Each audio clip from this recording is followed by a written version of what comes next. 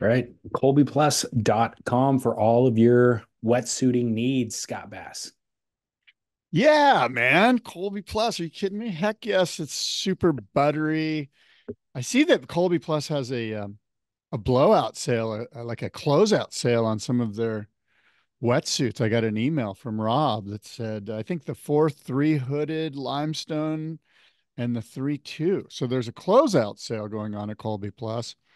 I want to say ridiculous prices on a brand new full suit, like Yeah. 112 bucks or 140 bucks or something like that. Yeah, it's crazy. This was old inventory prior to the Yamamoto introduction at Colby. Yeah. So it's not Yamamoto rubber, but it is really high quality wetsuits that we were wearing previous to the Yamamoto stuff. And they Yeah, were for already, years. yeah, they were already discounted. And now they're like literally clear out the warehouse. So they're an additional 30% off and unbelievable prices. So yeah, go to colbyplus.com. Colby is spelled Colby. And then they also have traction and some other additional accessories, leashes, stuff like that as well. So you can throw a couple of those in, and those are all like, again, direct to consumers. So really well priced stuff. So colbyplus.com. And I was just going on Real Water Sports because they just dropped a new episode of Under the Glass. It's season 2, episode 6. It's the Pizell Radius that Brett Barley is reviewing. Yeah, well, you and I are big fans of what Brett Barley does. He rides boards, he rips on them, and then he gives his insights into how they were performing for him. And He's he's a professional surfer whose surfboard sponsor is a retail store. that's So so he cool. can so he can ride. He does ride. He literally had been riding for Super Brand for over a decade.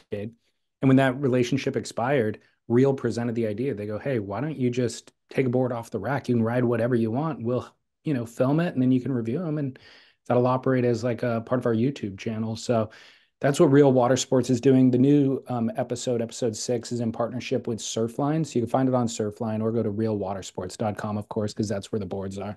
So pretty cool. Very cool. As we see some movement at the takeoff zone, it's Kelly Slater grabbing rail. Yeah, guy. Yeah, guy. David, it's let's see, Tuesday, May 7th. And it's a beautiful day here in Southern California. We've got some wind swell and south swell rolling in, and the sun is out. And this is Spit, all things surf. We talk surf here on this podcast. David Lee Scales and Scott Bass. Good morning to you, David, dear citizen. Good morning to you, Scott Bass. I've never seen you more amped for a show. Scott was texting me before the weekend, even. It was on Friday, I think. And he's like, dude, I got so much to discuss with you. Let's do it Tuesday morning, bright and early. So here we are. Oh my, now I got to live up to it. Well, look, there's a lot to talk about. We've got some big wave news. We've got some news, I guess, about the Challenger Series, although I'm sort of over that. And then I guess the real big news is this sad situation that occurred in Baja. Wow. Yeah. Uh, Why? Do we lead with sad?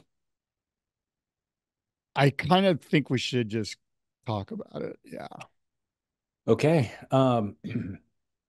Three surfers were traveling, two Australian surfers, one San Diego surfer. Was it San Diego?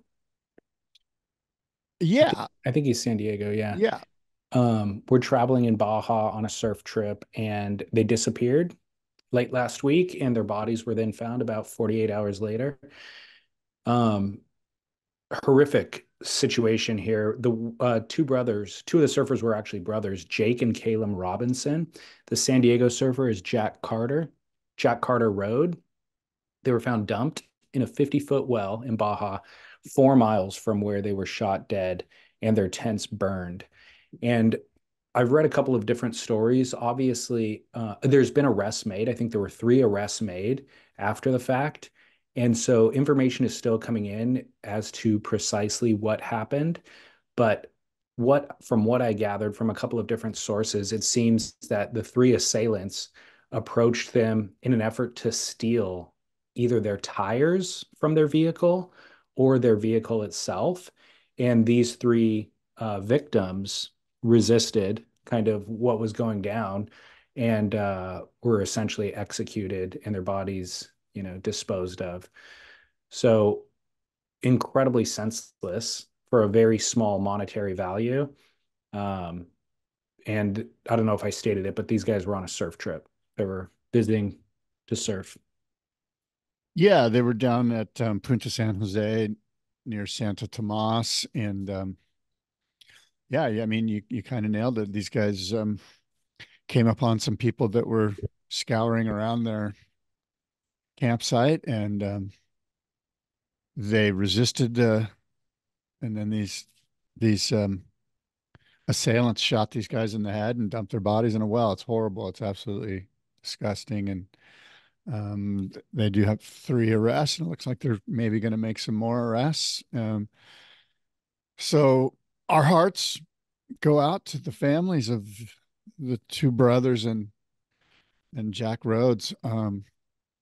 I, It's like part of me is like, well, we could talk about what it's like right now to travel in Mexico or to camp in Mexico, or and then part of me is like,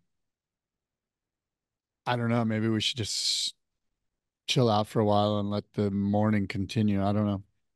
well, what I would like to say is us even mentioning the idea of them resisting what was happening is almost pointless. You know what I mean? Like, because I don't want to assign any of the blame to the victims here. And it's a normal thing. Like, if you're from a part of the world where life has value, I guess, then you do defend what's yours and you put up a certain communication about what is going down in this interaction of like, hey, wait, what are you doing? But we've heard countless stories from Baja specifically where even that little amount of resistance, you end up, that's the end of somebody's life. And so I don't mean to assign any blame at all to the guys. They were probably just responding very normally, how you would Yeah. respond anywhere in the world if something like that was happening. And so it's a complete tragedy. Did you learn anything about the assailants who were arrested? Are they like related to the cartel at all, or were they just petty thieves? Do you have any idea? Well, one guy, Jesus Gerardo, has a criminal record that includes drug dealing and vehicle theft and domestic violence.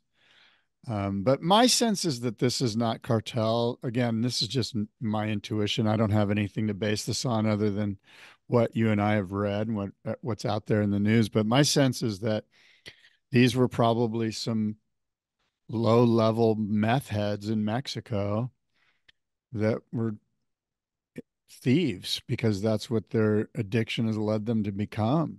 And I don't think this is cartel related, but again, this is just me riffing. Well, My that's sense is that cartel's not going to be lurking around San Jose looking for tires off of a truck. These are just scumbags that are addicted to methamphetamine, and that stuff will make you do some crazy ass shit, you know? yeah. Well, Yeah. that's even more scary to me than because my history with Baja, for those who are listening around the world, don't have a lay of the geography down here. We're in Southern California, but Baja is an hour away, basically, depending on where you're at. And my family actually had a house there for the first 20 years of my life, maybe 25 years of my life. So for 20 years, every once a month at least, for a full weekend, we would drive down there.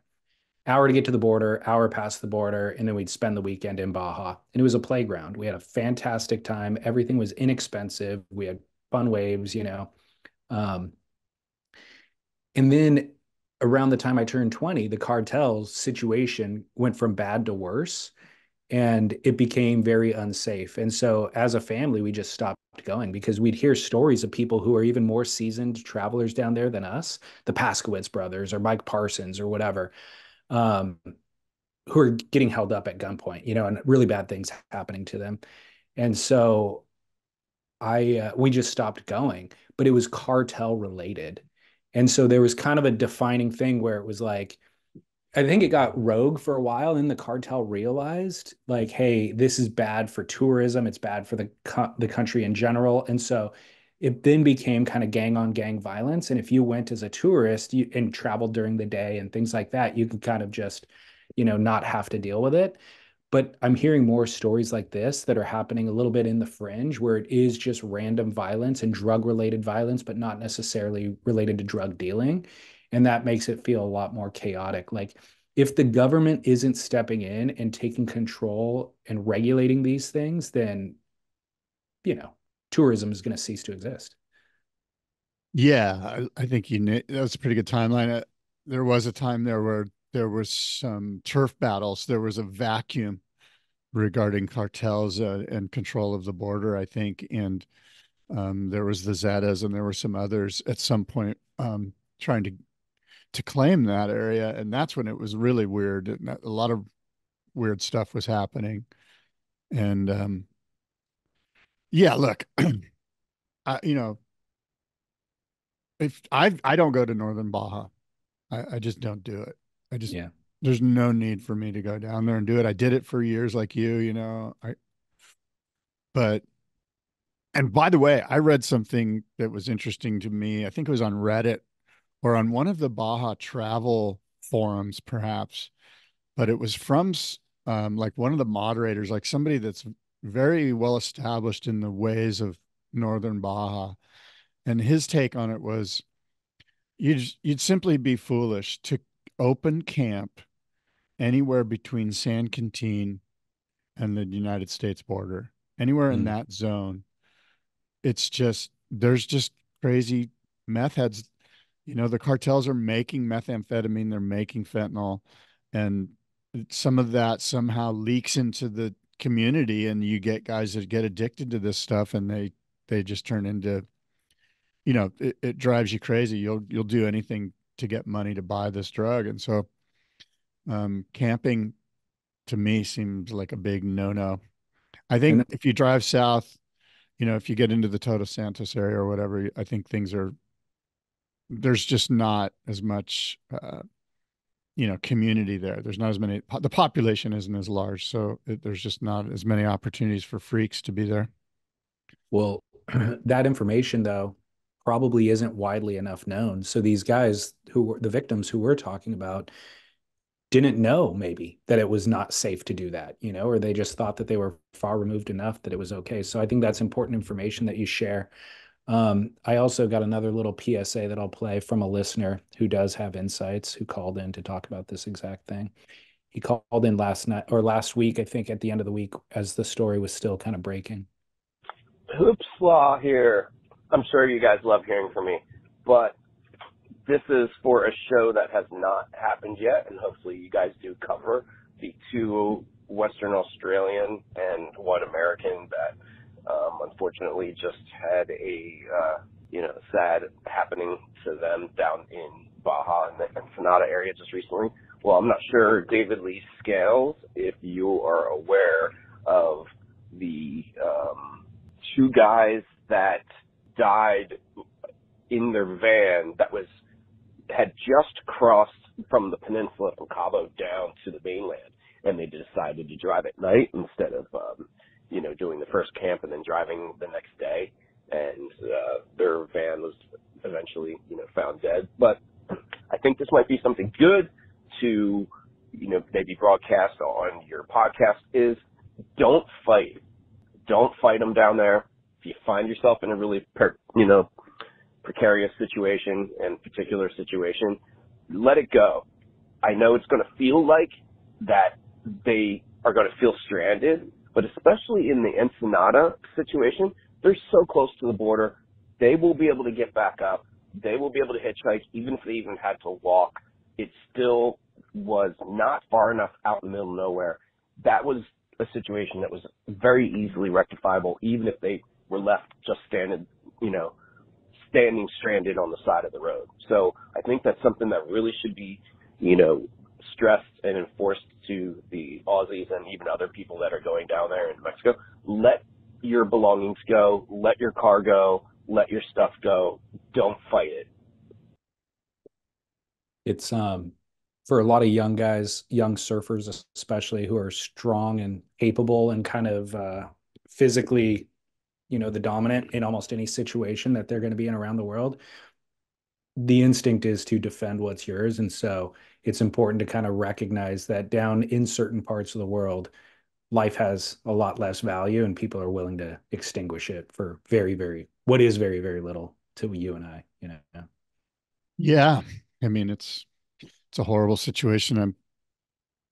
It's just, it's shocking. It's close to us here. It's close to all surfers in basically along the Western coast because it it has been a rite of passage to, pack up the truck and go to Mexico and go surfing and camping and and it's a beautiful place. It's a wonderful peninsula. The people are wonderful. I absolutely adore the Mexican people, but just like here, there's rogue actors, there's bad actors, there's bad people everywhere. And um, for whatever reason, it doesn't feel quite as safe down there as it does up here. I don't know. Well, I hate just to sit here and try to like lay out any sort of um I it's just a very sad situation and I'll just leave it at that. I read on this article about this story that the that Stab Magazine posted. Somebody left a comment. Somebody called Low Wide Stinkbug Stance, and they said, "quote I got bashed in broad daylight in Rio de Janeiro. When I went back to the hostel with a black eye, the girl at the front desk looked at me and says, 'Wow, you are so lucky.' Not, 'Wow, you are so unlucky.'" End quote. Which Yeah. I thought was pretty telling. Obviously, Rio's different, but similar situations going on down there.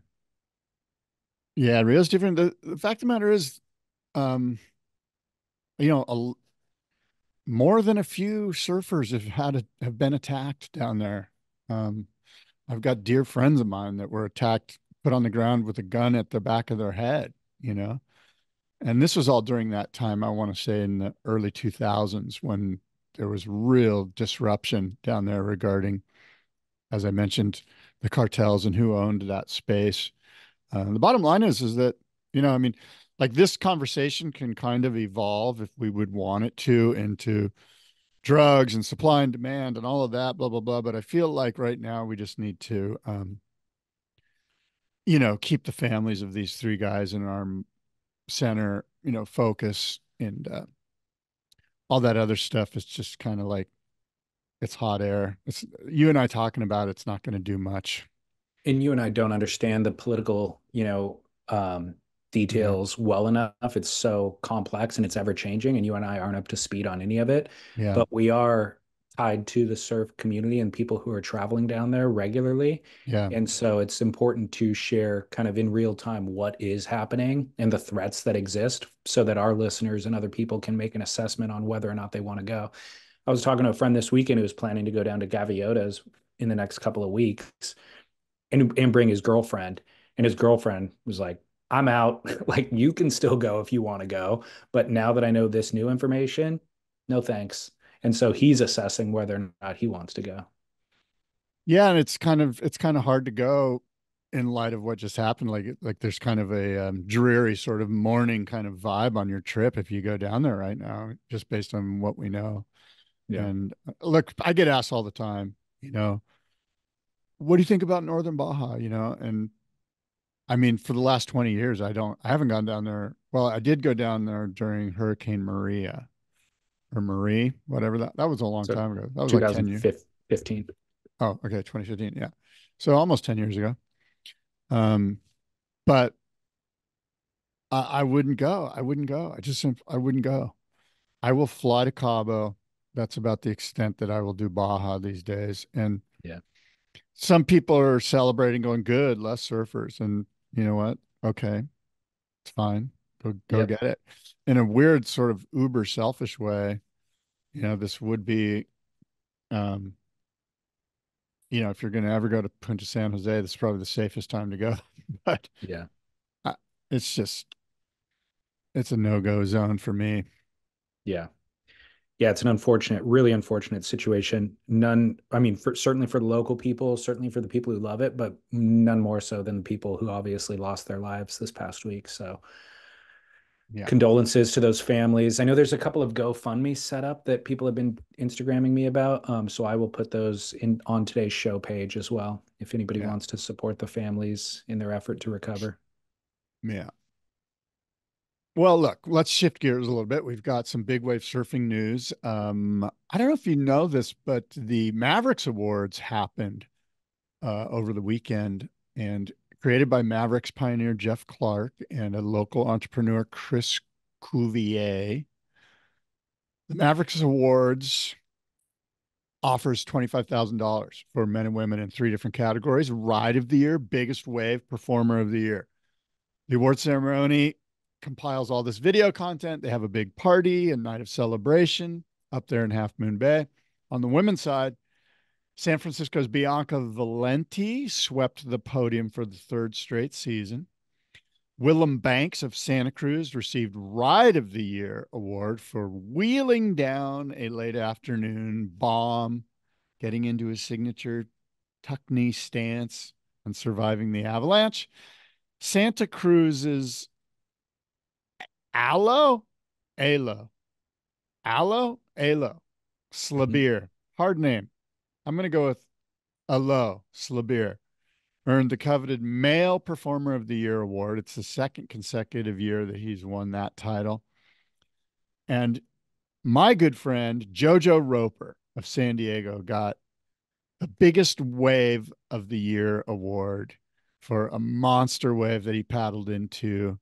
It was put on the posters this year of the notices that went out for the ceremonies.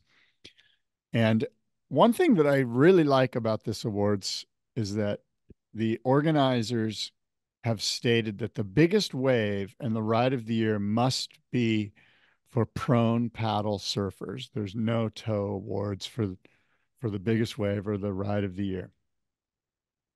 Um, man, this Jojo, thing, Jojo Roper, Bose. JoJo deserves more mentions on the show than we give him because he is working hard, a normal day job, and then ends up around the globe on the biggest waves whenever those things from Fiji to Mavericks. You know what I mean? He is charging. So dedicated to the life. Yeah, you're absolutely right. I've been lucky enough to be at Joe Roper's shop there when Joe comes into work on Monday morning, and it's been a long grind for him, and he's surfed out, tuckered out, traveled out, and believe me, he's got a boatload of work in front of him, and he gets right to it, and he's got a great work ethic, and just like his father. And I love those guys. I'm just huge fans of what they do. I mean, dedicated to catching big waves is as dedicated as it gets. It's no easy feat. You It travel really all, isn't. I mean, you travel all around the world in hopes that the swell will deliver. And the ones that I'm talking about that we see him on are probably only, half of what he travels to because lots of times the swell doesn't actually eventuate. And even if it does, how many waves are you actually getting out there? You got the world's best showing up. So for JoJo to kind of be in position to get that wave at Mavericks with the local Mavericks crowd who's surfing it every time it breaks is gnarly. It's a full-on grind. You're absolutely right. And Jojo's one of those guys that he's very humble, he's very soft-spoken. He's not you know what he does? Jojo is about action. Like, he gets shit done. And in the water, on the land, he lets his deeds speak for himself. And those deeds are large. This guy absolutely charges, and he's a you know, I'm just a huge fan of everything Roper. There's also another thing that we should highlight as being admirable, which is the lack of self promotion. Like he could easily leverage what he's doing into a YouTube channel and like be talking directly to the camera, like, hey, check out, what I'm doing today. These boards I'm laminating and these I'm traveling up here at this time and here's what the swell is doing. And like try to make a personality out of it, but he's doing it for himself. He's doing it to get the best waves that'll go in the memory banks for the rest of time. Yeah, for sure. So it's So great. But what about the Mavericks Awards? The funny thing is, flew under the radar completely. I had no idea this was. I think I follow their Instagram account. Um, so I remember seeing some of the nominations leading up to this, but I had no idea that the awards ceremony was this weekend. And do you know who's putting up the 25 grand? I think it's I don't know. The answer is no, I do not know. But my sense is that it's this local entrepreneur, Chris Bouvier, but I really don't know. Okay. And I'm Doesn't sure have a I'm sure that title Jeff Clark has sponsor. a part in it as well, but I don't see any sponsors. Like there might be, but there was no mention of them in what from what I pulled off of the internet. Well, what I do like about this is it's it as a contest format as opposed to trying to run an event on one day.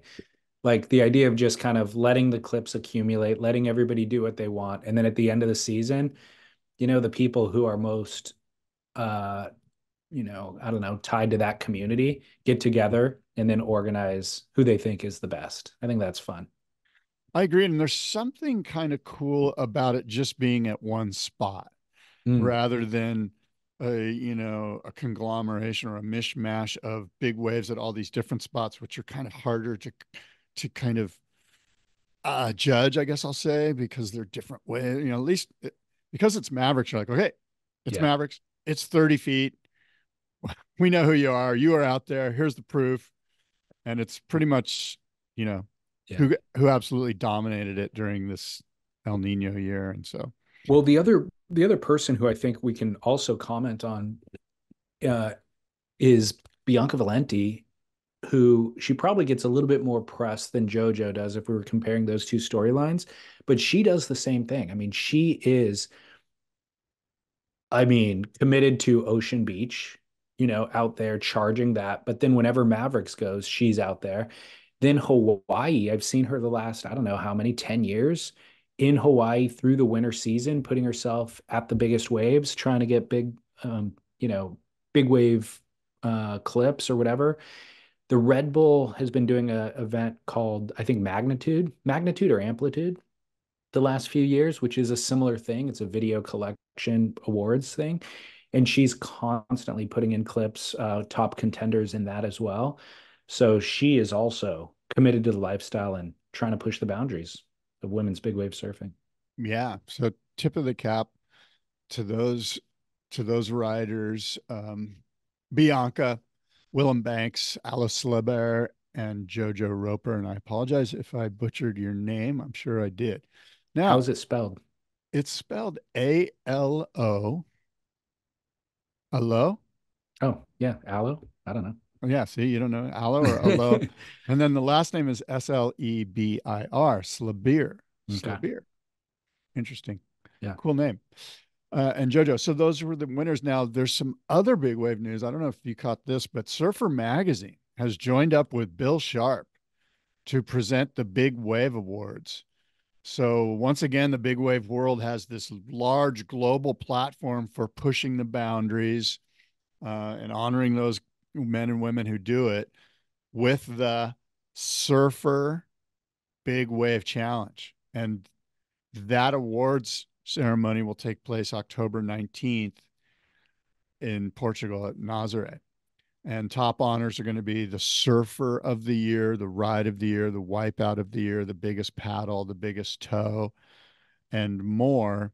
Of course, this is the award ceremony that started it all with Bill Sharp and the K2 Awards way back when, I think in 98 or 99 or something like that. And this is, Bill Sharp's thing. And he now has Surfer Magazine on board as the presenting sponsor. So Surfer Magazine's Big Wave Challenge, um, and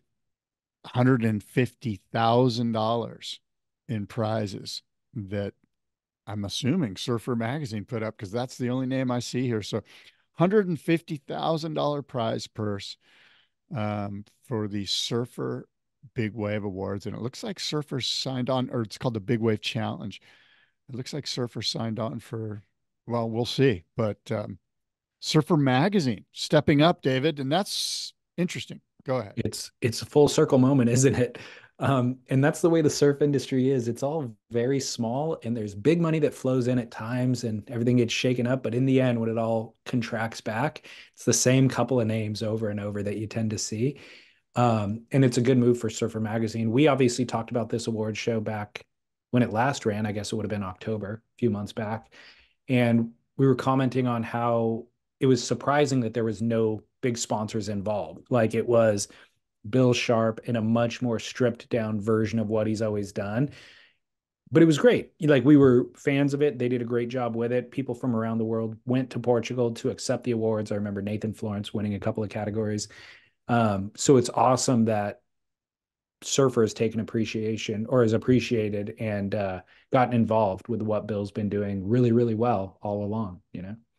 Yeah, that's sort of on the coattails of that news, what I'm hearing is that Surfer Magazine's coming back in a print format. Have you heard No this? way. No, I have Yeah. not heard this. Well, I don't have complete confirmation. I'm trying to get it. I'm trying to reach out to the gentleman in charge of business development. But from what I'm hearing, Surfer Magazine was purchased by an entrepreneur in Detroit.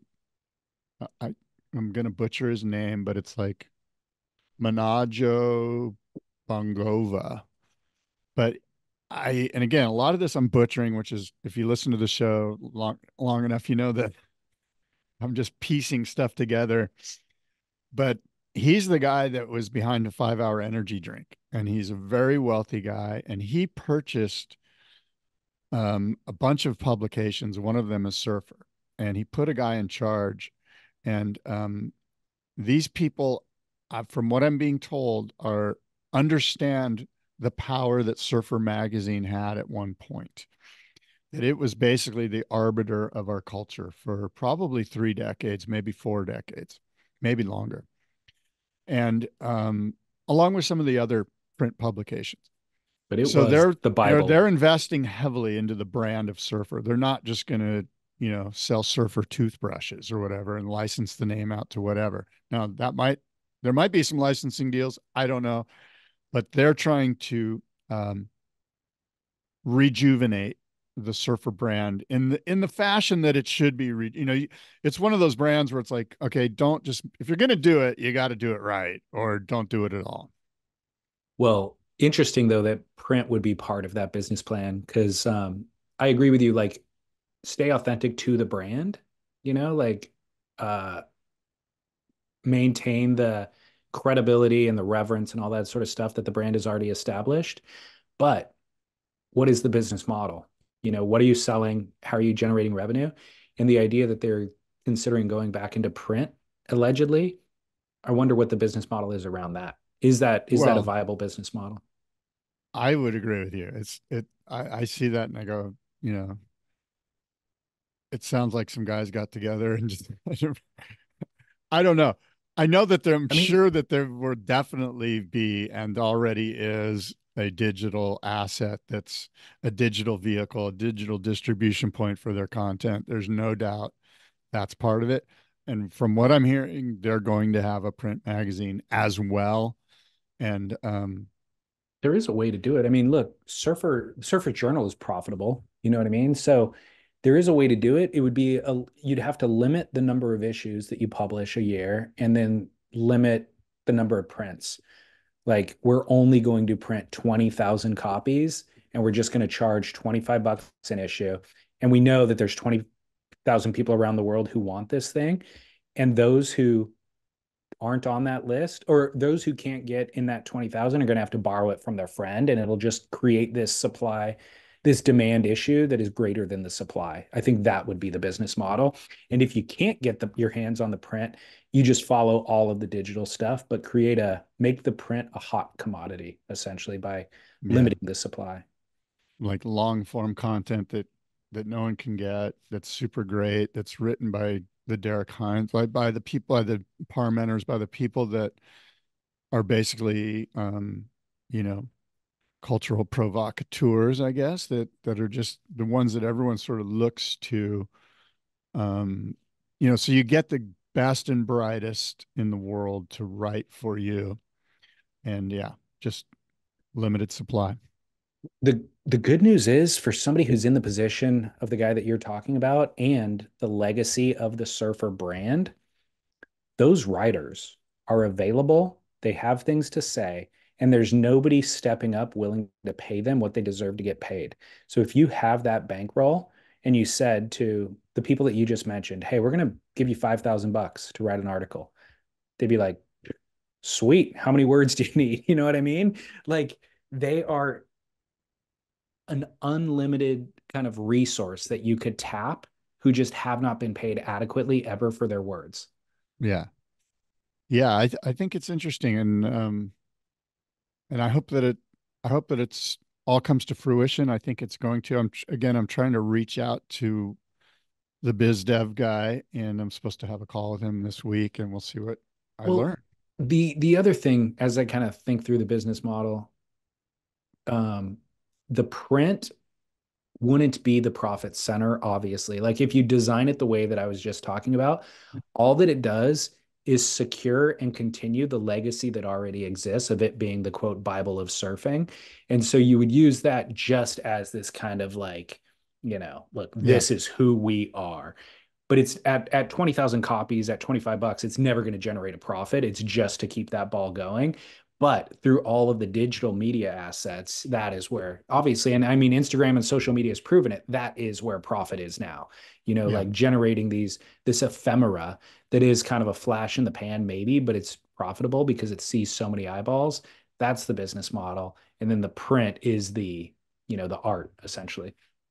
Yeah. I mean, from an advertising standpoint, it's just hard to put money anywhere other than the ROI, the ability to see your ROI on your ad dollars. It's just hard to turn away from that, because I'm doing that right now. Like I'm throwing money, and I always do for the boardroom show. I throw marketing dollars at print. I just do because I want to spread a wide net, and that's part of my spend. And I'm okay with it, but I don't know what's out. I guess it's working. You know what Yeah, I mean? exactly. I don't know. Yeah. Yeah, yeah. Interesting. Well, hey, let's go to commercial/bathroom break. Oh, I'm calling it today. I don't know if you noticed, I've been drinking a lot this morning. okay. So we'll be right back. Okay. Rocketmoney.com/surf. Just this week, my wife figured out she was paying a subscription for Showtime, but then also paying for Paramount Plus, which includes Showtime for free. That's precisely what Rocket Money was designed for. A modern tool that meticulously tracks the details that we easily get distracted from. It's a finance app that finds and cancels your unwanted subscriptions, monitors your monthly spending, and helps you lower your bills. It gives you freedom by helping you see your subscriptions in a simple dashboard and alerts you about hidden fees or increases. Rocket Money has over 5 million users and has helped save its members an average of $720 a year with over $500 million in canceled subscriptions. Stop wasting money on things that you don't use. Cancel your unwanted subscriptions by going to rocketmoney.com/surf. Calm the clutter in your head, simplify the tedium of your financial life, and find freedom through rocketmoney.com/surf. Much better. We're Yeah, back. buddy. We're back. Spit. Um, I'm interviewing Bob McTavish later today for the Boardroom Finally. podcast. Yeah, for the Boardroom podcast. Been I know waiting he's for only this 80 one. years old. Uh, so I have two things to say about that. One is, do you, David, have any suggestions for questions that I should ask him? And two, the listeners, I don't know if the listeners will actually hear this in time. They probably won't. Okay, they won't. So, any questions, David, that you have any suggestions? What would you like to hear about from Bob McTavish? I so It's not obvious. no, well, I mean, I would love the opportunity to engage him in conversation, but I have a feeling that my strategy with him would be do your thorough research, create the outline, and then you're probably going to push that outline aside and let him go rogue. Just let him do all the talking. Tee up a couple of talking points and just he'll take it in a much more interesting direction Yeah, than our outline possibly could. yeah. I I have done this. I do have a little bit of an outline going here, and all right, Do you know, do good. you know, do you Yeah. know what one of my favorite questions is to hear from people or answers I like to hear from them is what's the best surfing you've ever witnessed? For people who have been around a lot of good surfing. All right. That's a great one. Um, yeah, and I find that like it's not always the obvious answer. You know what I mean? Like some people, I remember I asked Matt George that, and so Matt George, of course, is like Kelly Slater at, I forget what he said, but Yeah. it was Kelly Slater. But a lot of times when it's people who have been around Kelly, that isn't the call for them. The call for them is like some obscure um, experience where nobody was around, and it's kind of a maybe a pro that you have heard of or some notable person that you had heard of, but who just was surfing the fastest they've ever seen surf. Not necessarily like an upside down blow Yeah, it's tail such through a, the it's lip such or an something. interesting question, because it's got me thinking like, what's the best surfing that I've ever seen, or that you, David, have ever seen, and a lot of stuff comes to mind. Um, Interestingly, what popped into my mind is Doug Silva, believe it or not. Maybe because he's in the news lately, but I watched Doug Silva absolutely take apart Swami's one winter day, probably 20 years ago or something. He was living in Hawaii, but he had flown back over here for whatever reason, and he absolutely, it's just one of those things that you mentioned where like somebody is surfing so much faster or so much Mm-hmm. better and so much, and maybe that was it, that you got a bunch of barns like myself out at Swami's that are on their fishes just doing their thing and doing their hand jive, and Doug's just out there going ta-ding ta-ding ta-ding ta-ding and just rapping and doing 15 high-speed turns where we're all struggling to get to our feet. And um and then the other one is Rob Machado. Just watching Rob on a sort of hometown basis, where you just see him in the water all the time, and it's just, it's mind blowing how smooth that guy surfs. How What about effortless. you? What about you? What's some of the best surfing that you've ever witnessed? Um, Man, that's a good question. Yeah, it's hard. It's a tough one, right? There's so much good stuff. Yeah, I think the most impactful situations are in the water, obviously. Like I was thinking, I've been to Pipe and I've, seen crazy stuff go down from the beach at Pipe. But the craziest or the most impactful stuff is always in person. Um, I remember, I mean, I've seen Curran, I've seen Kelly, but one really impactful situation I remember was surfing upper trestles in the wintertime, or maybe like the fall or something like that, early morning, foggy, like overhead. And I had been surfing it a lot for that stretch of time. And so you do have a lay of the land in terms of like who can do what on a given wave. And this guy took off on a set wave who I did not identify, but he was riding a Mayhem. So I knew he was part of like the whole Mayhem community that, is omnipresent down there, Yeah. and just went to town, like in a way that I've seen Chris Ward out there like every day, and he surfed beyond Chris Ward, beyond anybody else who I knew of. And I was like, just fast, powerful, crazy air rotations. There was one wave in particular I was paddling out. I was on the inside paddling out, and it was a set wave. And I was just so impressed at the size of the wave and the power that which he was like matching it with and the speed. Found out after the fact it was Aaron Cormican. Like before Aaron Cormican Yeah. became famous from those lost videos, it was like him when he was first coming out to California, getting boards from Mayhem and like really developing that what he became, for a short period of time. Yeah. Um, that blew my mind. Yeah. Another one that just popped into my mind was at Black's in, say, 1982 or 83 or something like that, maybe 81. But it was Stu Kenson. Stu Kenson was on a twin fin. He had come down from Newport, and I want to say it was, I don't know, it might have been like a Bob Hurley twin fin, or it might have been an Infinity twin fin, or I don't even know. Maybe it was a Russell. But you're dealing with San Diego Blacks 1981, 82. There's a lot of guys on single fins. You know what I mean? This is pre-tri fin. And Stu's on a small little twin fin, just going so fast, just absolutely ripping the shit out of it. And just, so I think for me, speed, whenever I see guys going really, really fast, that's where I'm like, up, sit up and go, oh my God, that guy is absolutely ripping, and Yeah. controlled speed and with style. And so that's Yeah. what that session, I specifically remember going, holy mackerel, who's that? And somebody goes, that's Stu Kenson. I'm like, oh shit, Yeah. Yeah. go back to Crazy. Newport. No, he Well, was ripping. well, I hope you have allocated a lot of time for McTavish because I'm sure he can go long. Oh yeah. Yeah. There's going to be coffee involved for sure. Good. Good. Good.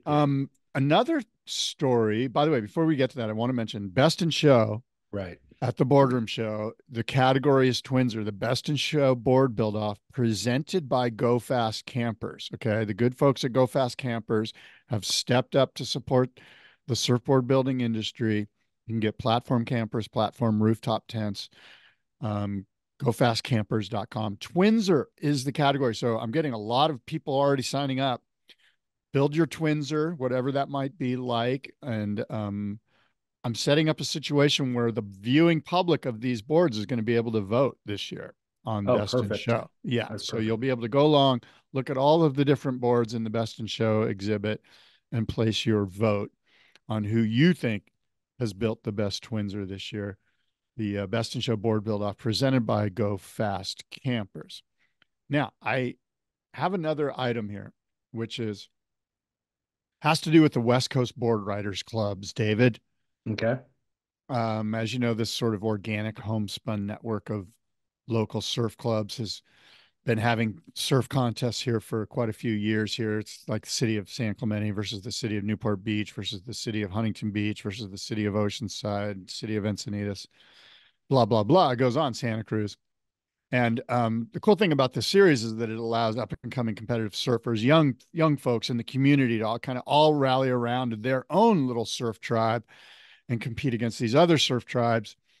And what I've learned is that the WSL is now putting the kibosh on allowing CT surfers to compete for their hometown clubs.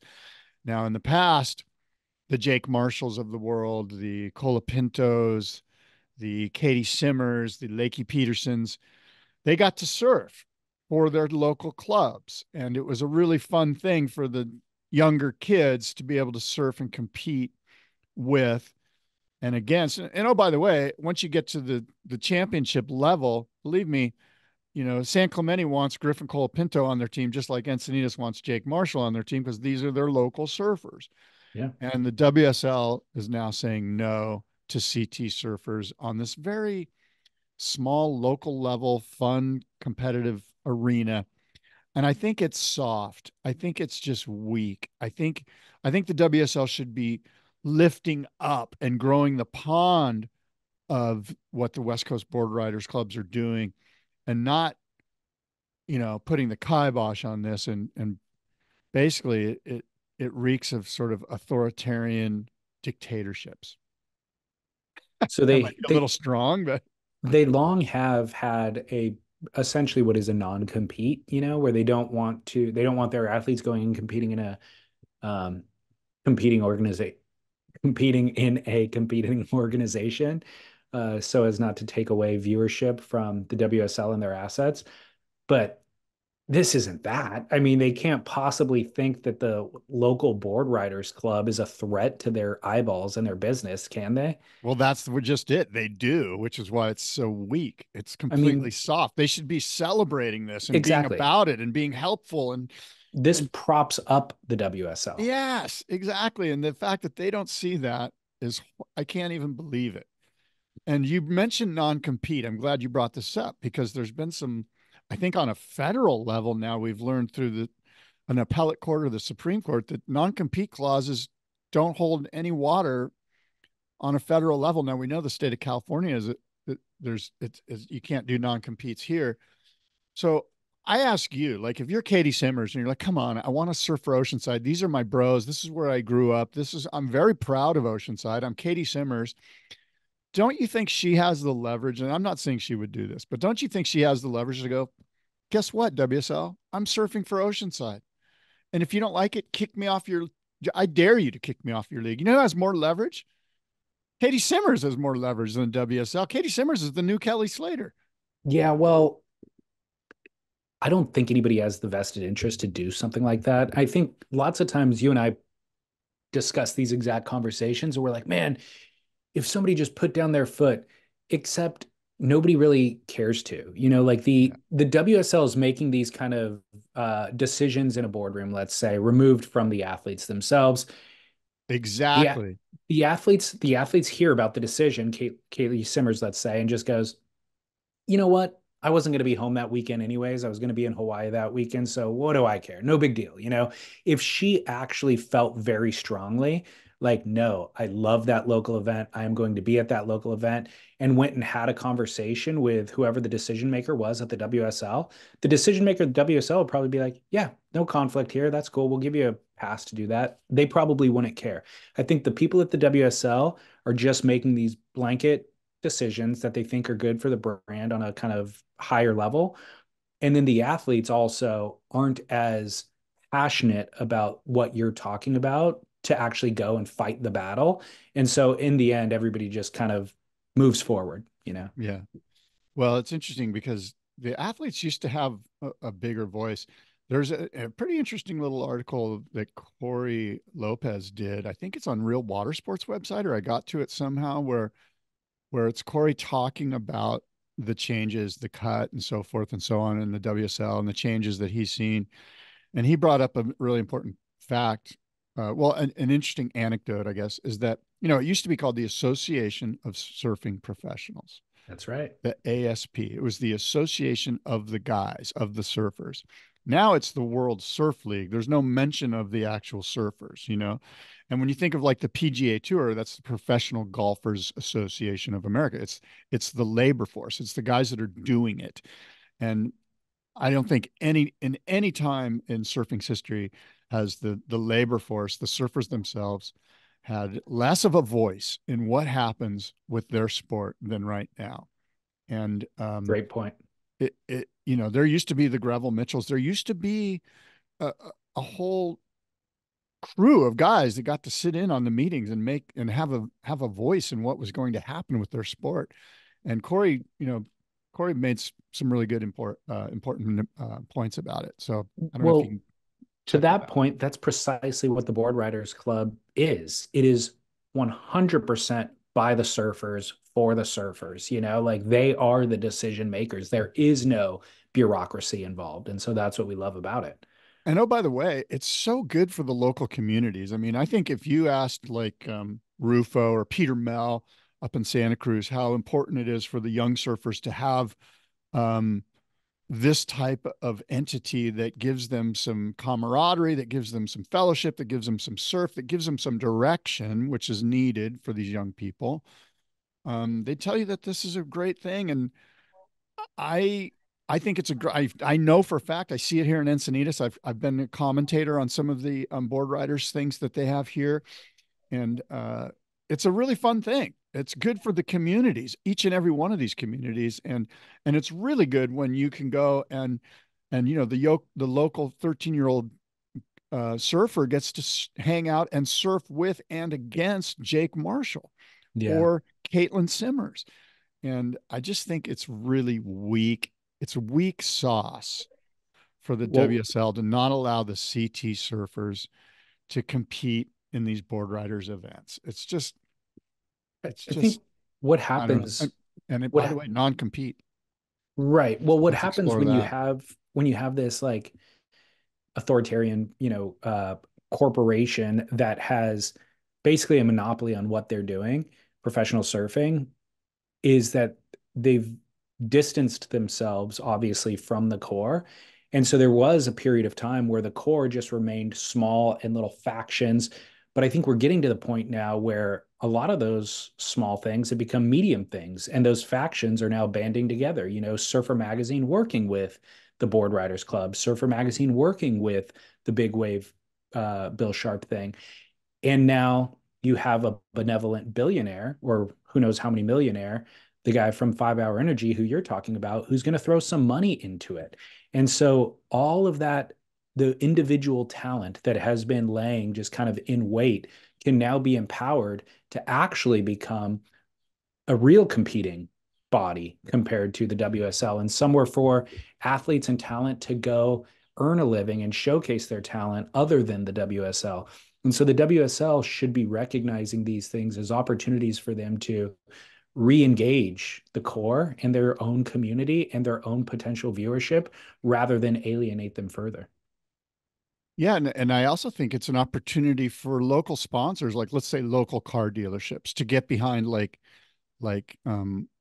who's the local, like whoever, like a challenger series, like a Levi Slauson, for instance, and go, because there's no, like, the surf industry is not supporting these young challenger series surfers. I mean, very rarely. Levi is supported, I think, by Salty Crew, but my point is that there's a lot of young surfers that need the support, and they can get that support through these local community events, Mm-hmm. and these local car dealerships or whoever are like, yeah, we're going to get this guy on tour, because there's certainly, you know, a void there.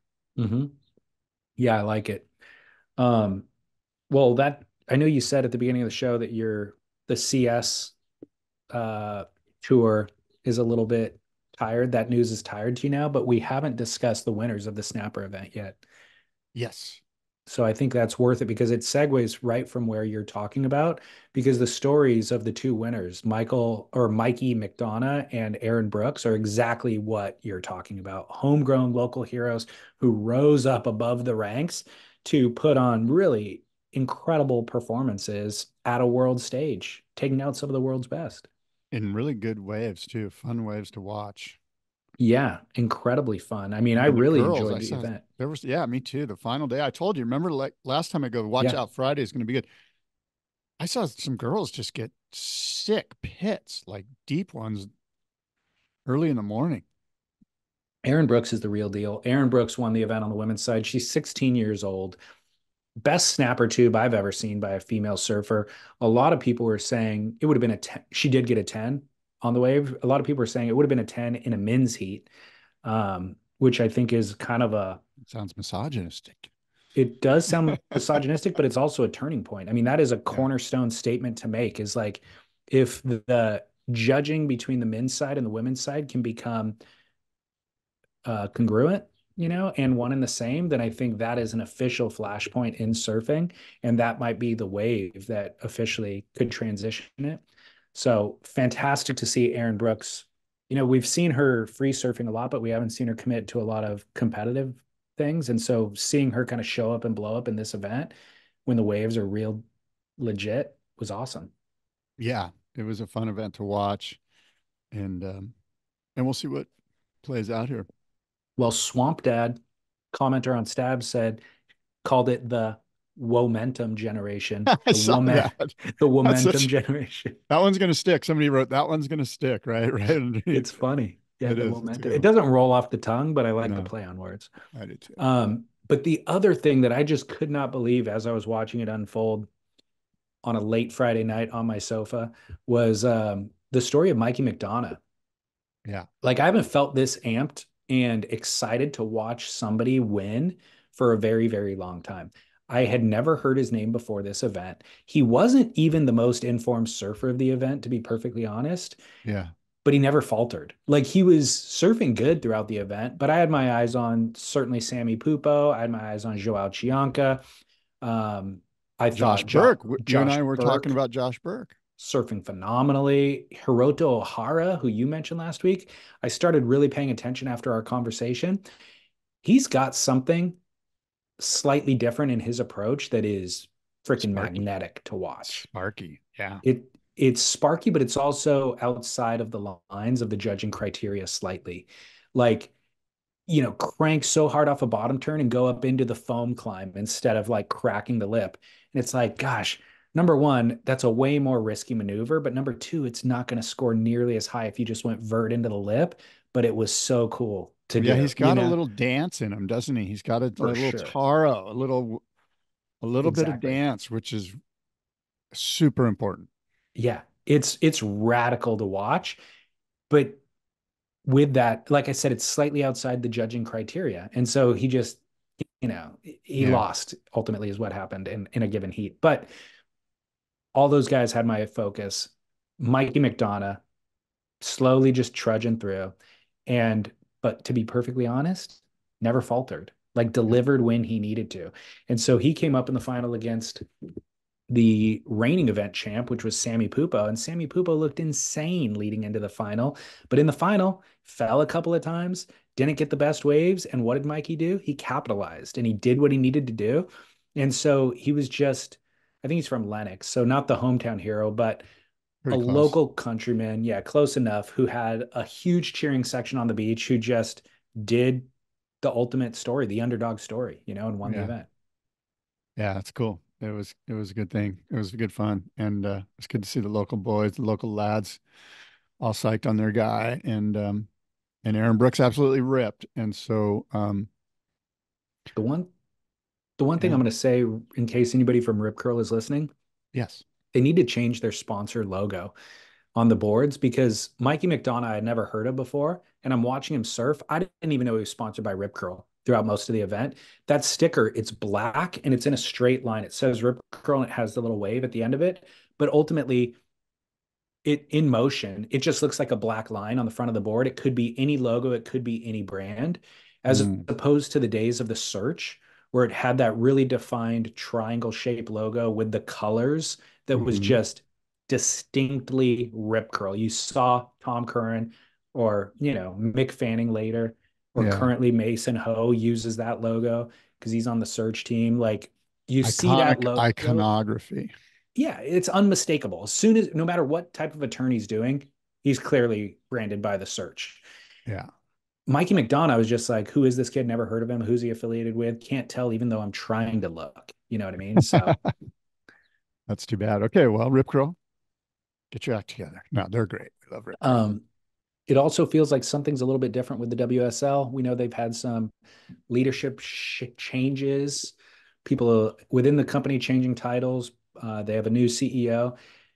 Feels like something's different in terms of they apologize for their wrong score with Nat Young. It was wrong, but it was inconsequential. But they at least took to Instagram to say that they got the score wrong. And then they're doing events like the free surf.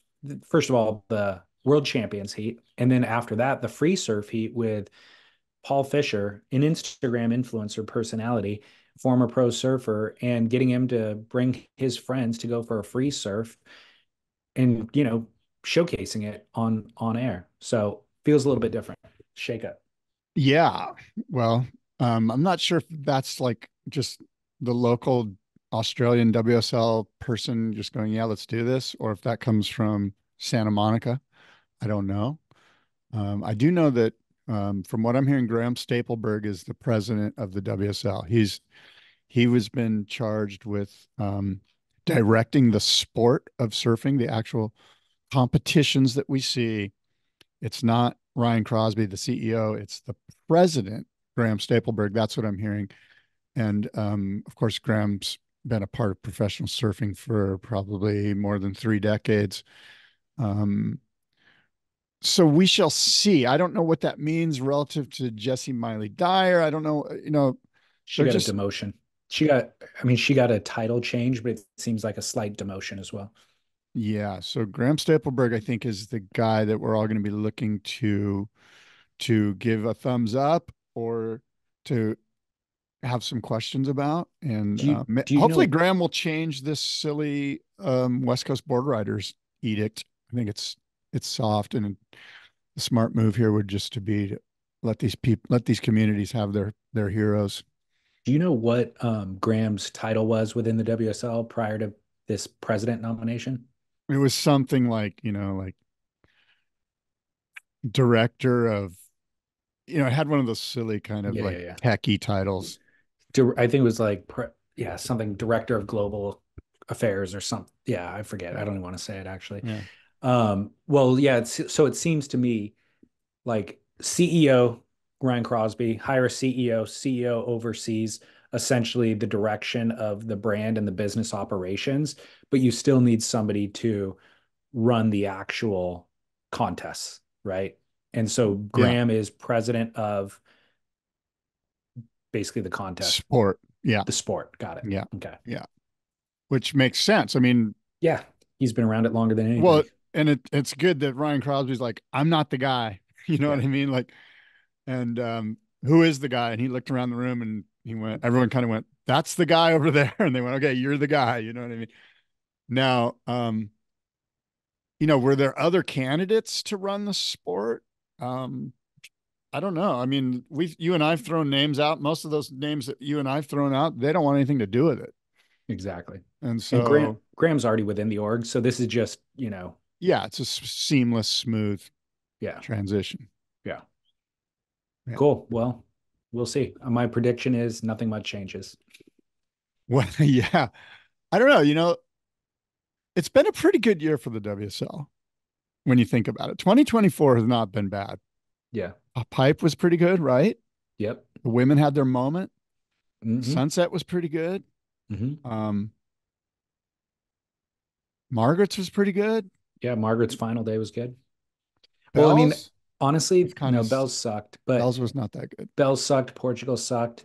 This snapper event was fantastic, but ultimately what it comes down to, and we've belabored this point, is they Yeah. get one to two maximum good days of competition at those events, and those become the highlights and the things that we remember, and whether we judge the event as being good or not. But whenever I make a complaint, it's not to shame the WSL. It's actually a constructive criticism to help them access their ultimate audience and their profitability eventually. And so the criticism with those things in mind is, yes, you only need 1 or 2 days of competition. You don't need 2 weeks of waiting with all the expense related to that and the extra 3 days of people tuning in to watch mediocre, subpar surf. And you certainly don't need your top level athletes wasting the prime years of their life sitting around waiting for that thing to happen. So the rework would be just run the events in those highlight days, right? Yeah. That's the whole rework that we're always kind of talking about. Not for Yeah. the intention of bashing, but strictly for the intention of, you guys want more viewers, you want more profitability, take this the cream of the crop and just sell the cream. Yeah. Well, I think the best thing that ever happened to the 2024 WSL is that Felipe Toledo decided not to be involved this year. I think it's created a sense of excitement for what could happen on finals day. Um, like, you know, Shots fired at Philippe. no, no. No, this isn't about that. It's about he was going to be the winner. Yeah. Like Philippe's you're not going to beat him even if he has like a C+ day or a B- day, he's going to be hard to beat 2 out of 3. And with him Yeah. gone, it creates more excitement, in my opinion, you know. And Well, that's only because he was so dominant, like he's yeah. such a champion. He was so dominant. He was so good. By the way, my The, must see moment is the Chippa Wilson thing presented by Trees Wax. Must see moment presented by Trees Wax. There's a Chippa Wilson edit on Stab, and it's okay. It's pretty good. I'm is it must see or isn't no, it? it's not really must see, to be honest with you. And the reason I bring it up is because there's a Felipe Toledo part, and I was just kind of like, didn't I don't know. I don't want to. I apologize. I'm going to shut up. I'm not here to bash anybody. This Felipe is Toledo is one of the most amazing surfers in the world. Just that there's just too much surf at it. This isn't even an attack on anything other than there's just too much to see. this is There's too Scott's many must see maybe moments. maybe see moment presented by Trees Wax. Maybe if you've already burned through everything else in your Netflix queue and you returned all your emails, maybe see moment. My must see moment is friggin' Neil Young and Crazy Horse at San Diego State University on YouTube. Go watch him do Heart of Gold, 80 year Um, old 80-year old man with a harmonica. It's pretty amazing. so the detail I'll say in regard to your Felipe Toledo musings, um, the best thing that's ever happened, like you said, in 2024 is Felipe not being on tour. That's an indictment of the WSL, their format, and their venues, because Felipe Toledo isn't the best surfer in the world, period. He is the best surfer in certain types of waves. And they've too heavily they put too many of those waves on tour so that Felipe ends up, and then the finals day format, of course, is flawed. So Felipe ends up being the winner just if he can get into the final five because he's the best at that venue. So there needs to be a reworking. If you're going to have somebody who we're not convinced is the best surfer in the world, but he's constantly winning the world title, then there's something wrong with the format ultimately. So without him on tour this year, it certainly makes it a more interesting contest to see who the best is without Felipe at those given spots, basically, is what it comes Yeah. down to. Yeah. No, you're right. That's it. I wanted to shout out your homegrown hero, Shea Soma, who we talked about last week as winning the Bonzer thing. Look, this Best in month's Show. this Best in Show presented by Go Fast Campers. yes, exactly. Shea Soma. He won last year's version of it. This year's the Twinser. Last year was the Bonzer. This is this month's issue of the Surfer's Journal. Look who's right there. I saw it. I read it. It's great. Full Yeah. page spread of your boy. I have to think that this article had something to do with his win there. Yeah. I'm pretty excited for him. And I think that article was like, have we lost the ability to handcraft surfboards? And that's silly. There will always be handcrafted surfboards and people that shape surfboards with their hands. That's what we do since day one, since the ancient Hawaiians were carving olos out of koa and whatever types of wood. There will be handcrafted surfboards. There will be people that love to shape things with their hands and ride waves with those things, and that will never end. And no matter how much AI and technology and all that, at the end of the day, you or I or an 18-year-old kid can go down to Mitch's, buy a blank, go to Home Depot, buy a planer, and get busy and glass their own surfboard and just feel wonderful about it. And it's also the quickest way still to uh, crafting the creative expression that your mind can think up. Like talk to a lot of or certainly if you're a skilled shaper and you have the time on the tools and know how to actually use your hands in that way. Like if you think up a design, you can get in the room and get it done in 60 minutes, 90 minutes, as opposed to figuring out the software and laying it all out and then getting the board cut on the machine and then finishing it once it gets cut. So it's still the fastest. Um, Well, I got a must see moment presented oh, by good. Treeswax. Yeah. I don't think I've ever mentioned it on air, but it's been on my mind for a long time. Is black hole transmissions. You were talking about, empowering Surfer Magazine potentially getting back into print and empowering the Dave Parmenters and the Derek Hines of the world to actually put pen to paper and write. Yeah. That is already happening. Go follow Black Hole Transmissions. You can go to bigsky.limited.com. It is Andrew Kidman's project that he's doing. He's obviously made surf films and books. In fact, one of the books is right here on my shelf. This is the most recent book. It's actually called Big Sky Limited. So he puts these out every 2 or maybe 5 years, actually. A hardcover book with a DVD and a surf movie that are kind of tied together. Well, he has parlayed that into weekly emails. I think they go out on Friday or they go out around the weekend time, and it's called Black Hole Transmissions. And you could sign up for it on bigsky.limited.com. And he's got a crazy list of writers who contribute to this thing. Derek Hind, Dave Parmenter, and a bunch of others. And they talk about surfboard design lots of times. They talk about a moment in history. They talk about surf culture. It's not in print, but it is high quality surf writing that exists digitally delivered to your email box. Cool. I'm a big fan of everything Big Sky. Me too. Presented by Treeswax. Thank you very much. Treeswax.com, petroleum free surf wax. Their must see moment. Christian, good stuff.